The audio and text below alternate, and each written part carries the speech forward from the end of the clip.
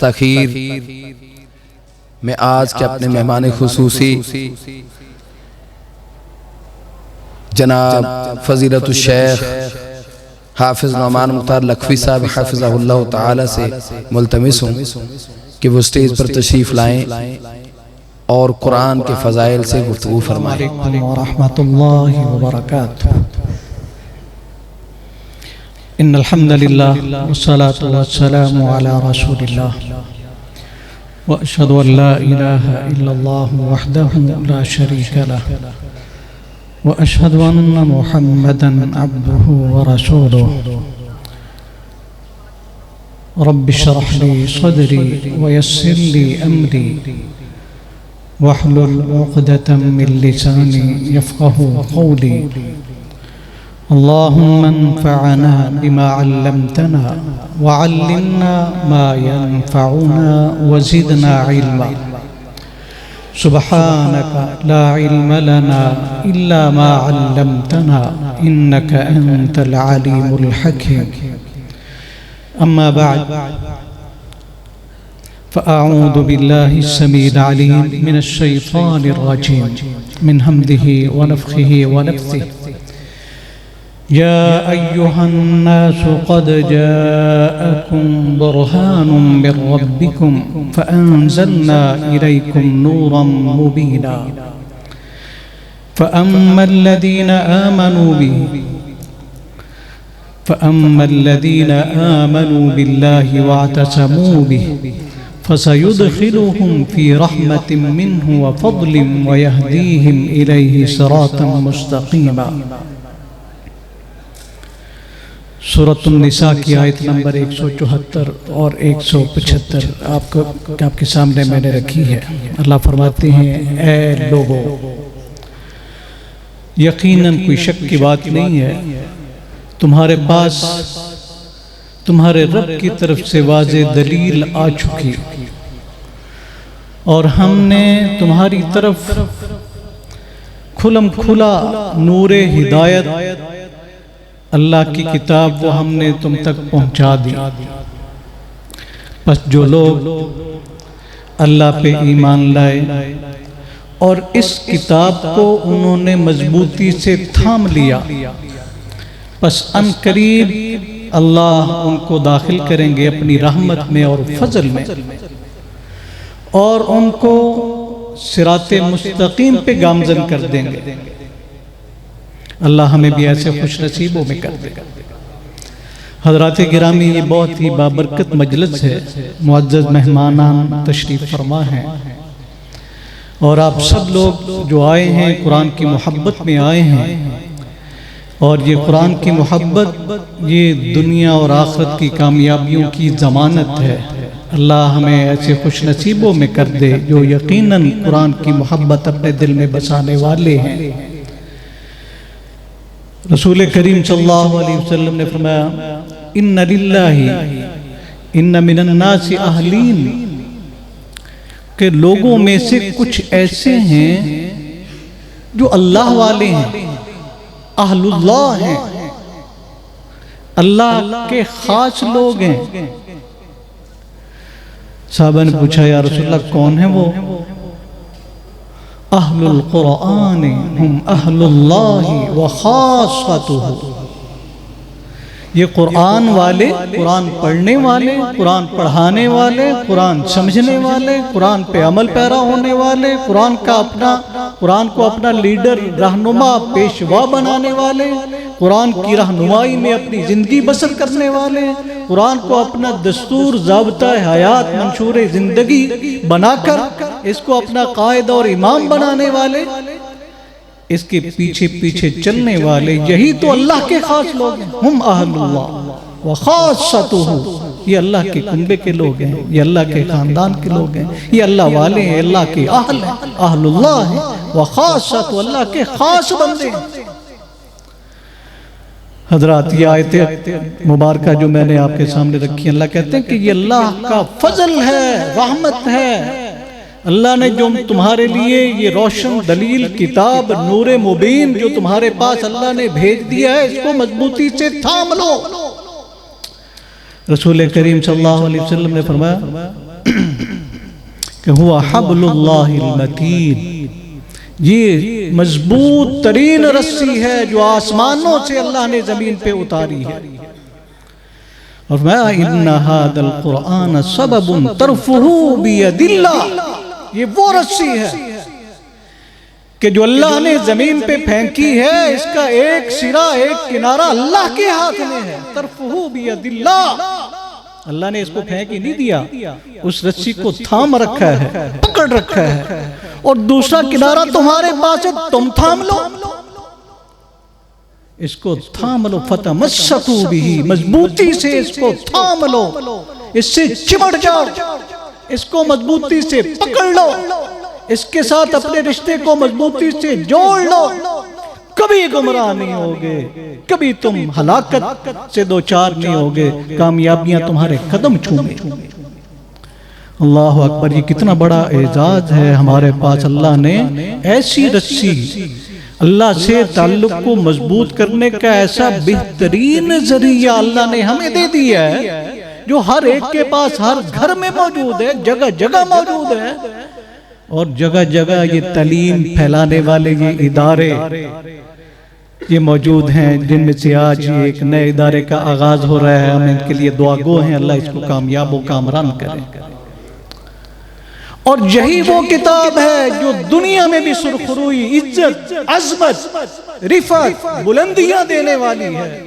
یہی وہ کتاب ہے جو سیدھی راہ پہ چلانے والی، جنت میں لے کے جانے والی ہے۔ ان ھذا القرآن یہدی للتی ہی اقوم، اس سے سیدھی راہ کہیں اور نہیں ملے گی، قرآن سے بڑھ کے کہیں اور سے ہدایت کو لینا چاہے گا، اس سے بڑھ کے کوئی ہدایت دینے والی کتاب نہیں۔ یہ سب سے بہترین، یہ اللہ کا نازل کردہ قرآن، یہ سب سے سیدھی راہ دینے والا ہے۔ حضرت عمر فاروق رضی اللہ تعالیٰ عنہ کے دور خلافت میں عثفان نامی جگہ میں ان کے ایک مقرر کردہ مکہ کے گورنر ان سے ملتے ہیں، حضرت نافع رضی اللہ تعالیٰ۔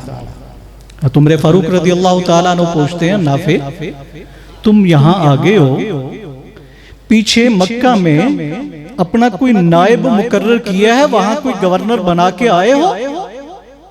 ہاں ہاں بنایا ہے، اپنا نائب مقرر کر کے آیا ہوں۔ تمہاری ذمہ داری ہے علاقے کی نگرانی کی، تم گورنر ہو، تو تم اتنے دور کے سفر پہ نکل آئے تو پیچھے کس کو چھوڑا؟ کہاں چھوڑ کے آیا ہوں، کس کو چھوڑا ہے؟ ابن ابزہ نامی، یہ کون ہے؟ غیر معروف سا نام تھا۔ عمر فاروق رضی اللہ تعالیٰ عنہ اس کا تعارف پوچھ رہے، وہ کون ہے؟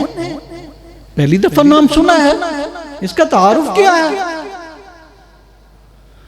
کہا وہ ہمارے غلاموں میں سے ایک آزاد کردہ غلام ہے۔ اللہ اکبر، مکہ کا گورنر، جہاں بیت اللہ ہے، کعبۃ اللہ ہے، وہاں کا گورنر کون ہے؟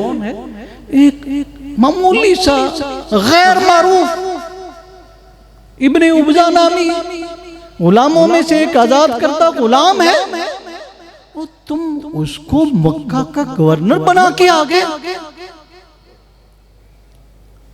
ہاں یا حضرت، اس سے بڑھ کے کوئی اور قرآن کا قاری نہیں، وہ سب سے بہترین قرآن کو پڑھنے والا، سمجھنے والا قرآن کا قاری ہے، فرائض کا عالم ہے، اس لیے میں اس کو اپنی جگہ پہ مکہ کا گورنر بنا کے آیا ہوں۔ اس موقع پہ یہ بات سن کے عمر فاروق رضی اللہ تعالیٰ عنہ نے وہ نبی کریم صلی اللہ علیہ وسلم کی زبان اقدس سے نکلی ہوئی حدیث مبارکہ بیان کی کہ یہی وہ قرآن ہے کہ لوگوں کو عزت، رفعت، بلندیاں عطا کرنے والی ہے۔ ان اللہ یرفع بہذا الکتاب اقواما ویضع بہ آخرین، کہ اس کتاب سے جو جڑ جاتا ہے، جو اس کا عالم بن جاتا ہے، اللہ اس کو رفعتیں، بلندیاں عطا کر دیتے ہیں۔ اس کتاب کے ذریعے اللہ عزتیں، سرخرویاں، کامیابیاں، رفعتیں اللہ ان کے مقدر میں کر دیتے ہیں ان اللہ یرفع بہذا الکتاب اقواما، اور صرف یہی نہیں، ساتھ یہ بھی ہے وَيَدَعُ بِهِ آخَرِينَ، اسی کتاب کی وجہ سے اللہ ذلتیں بھی دیتے ہیں۔ اس کو تھامو گے، اس کو پڑھو گے، سمجھو گے، اس کو قائد بناؤ گے، اس کے پیچھے چلو گے، یہ بلندیوں پہ لیتا چلا جائے گا، چڑھاتا چڑھا جائے گا، چھوڑو گے ذلتوں کے گڑھوں میں دھکیل دے گا۔ آج امت مسلمہ جو جگہ جگہ تڑپ رہی ہے، جو سلگتی باتیں جو ہم سنتے رہتے ہیں، غزہ میں، پہلے افغانستان میں اور کشمیر میں، اور یہ جگہ جگہ مسلمانوں پہ جو ظلم و ستم ہو رہا ہے، اس کے پیچھے سبب جو ہمیں نظر آئے گا وہ وہی ہے، قرآن کو چھوڑنا ہے۔ وہ معزز تھے زمانے میں مسلمان ہو کر، تم خار ہوئے تارک قرآن ہو کر، قرآن سے جڑیں گے عزتیں ملیں گی، چھوڑیں گے ذلتیں ملیں گی۔ ابھی بھی وقت ہے امت مسلمہ قرآن سے جڑ جائے، اس سے جڑیں گے کامیابیاں ہی کامیابیاں، آخر میں وقت کم ہے۔ محترم معزز مہمان تشریف فرما ہے، ان کی تفصیلی گفتگو ہوگی۔ ایک حدیث مبارکہ میں آپ کے سامنے رکھنا چاہتا ہوں۔ سب سے پہلے میں اپنے آپ کو مخاطب کرتا ہوں اور بعد میں آپ کو بھی، کہ سب ہم اپنا جائزہ لیں، ہم کہاں کھڑے ہیں۔ نبی کریم صلی اللہ علیہ وسلم نے فرمایا، 4 مثالیں دی ہیں، قرآن سے تعلق کی بنا پہ لوگوں کی 4 قسمیں ہیں۔ صحیح بخاری کی حدیث مبارکہ ہے۔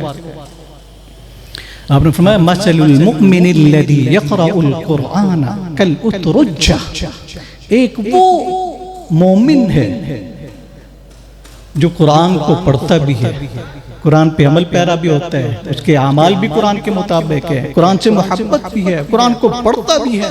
اس کی مثال تو کالاترجہ، ایسے پھل کی طرح ہے جو طعمھا طیب وریحھا طیب، اس کی خوشبو بھی بہت عمدہ ہے، اس کا ذائقہ بھی بہت عمدہ ہے، میٹھا ہے، خوشبو بھی بڑی عمدہ۔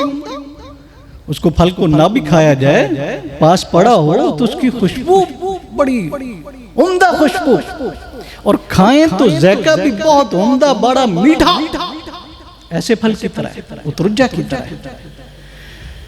یہ ایک مومن ہے، اللہ ہمیں اس کیٹاگری پہ بنائے۔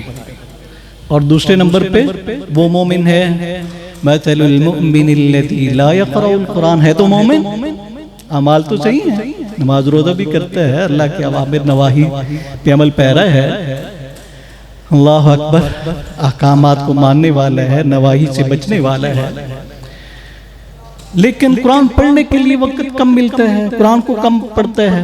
لا یقرأ القرآن، قرآن پڑھنے کے لیے ٹائم کم ہے، تھوڑا بہت پڑھ لیا، اللہ اکبر، تو کتمرہ، آپ نے فرمایا یہ کھجور کی طرح ہے، طعمھا طیب، اس کا ذائقہ تو بڑا میٹھا ہوتا ہے، کھجور کھائیں تو میٹھی ہے، ولا ریح لہا، خوشبو نہیں ہے، اس کی خوشبو نہیں ہے، ذائقہ بہت میٹھا ہے، اللہ اکبر، یہ دوسری کیٹاگری۔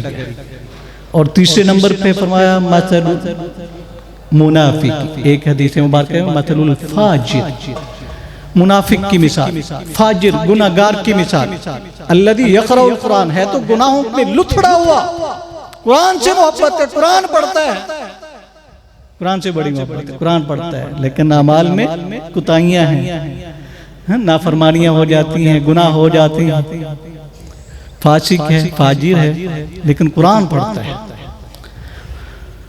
تو اس کی مثال آپ نے فہم، کر ریحانہ، گلے ریحانہ کی طرح، اس پھول کی طرح ہے جس کی خوشبو تو بہت عمدہ ہے، کھانے میں کڑوا ہے، کھانا چاہیں گے تو کڑوا ہے، کھانے میں کڑوا ہے لیکن خوشبو بڑی عمدہ ہے۔ یہ تیسرے نمبر، ہم اپنا جائزہ لیتے جائیں کہ میں اور آپ کہاں کھڑے ہیں، کس کیٹاگری میں آتی ہے۔ اور چوتھے نمبر پہ مثل الفاجر، فاسق، منافق، الذی لا یقرأ القرآن، ہے بھی گناہوں میں لتھڑا ہوا، ہے بھی گناہگار، اور پھر قرآن بھی نہیں پڑھتا، قرآن پڑھنے کے لیے بھی وقت نہیں ہے۔ فرمایا کالحنظلۃ، ایسے پھل حنظلہ کی طرح ہے، تنبے کی طرح، کہ نہ تو اس کی خوشبو ہے اور ذائقے میں کڑوا زہر بھی ہے، بھی گناہگار اور قرآن بھی نہیں پڑھتا۔ او گناہگار ہو، قرآن تو پڑھ لو، قرآن سے اپنی محبت تعلق کو جوڑ لو۔ تو یہ 4 کیٹیگری کے لوگ، ان میں سے میں اور آپ اپنا جائزہ لیں، خود نہیں پڑھ سکے، کم از کم قرآن کے ساتھ اپنے بچوں کو ہی جوڑ دو، اس ادارے کو مضبوط کیجیے۔ ہم انشاءاللہ یہ اس ادارے کے محتممین منتظمین کو خوب اچھی طرح جاننے والے ہیں، بڑے محنتی لوگ ہیں۔ انشاءاللہ اس ادارے کے ساتھ آپ جڑیں گے، آپ کو صحیح رزلٹ ملے گا۔ ہماری دعا بھی ہے اللہ اسے کامیاب و کامران کرے۔ جو احباب آئے ہیں، ہم سب کی حاضری اللہ اپنی بارگاہ میں قبول و منظور فرمائے، ہمیں اللہ اہل القرآن میں کر دے، اللہ ہمیں قرآن سے محبت کرنے والا بنا دے۔ وآخر دعوانا ان الحمد للہ رب العالمین۔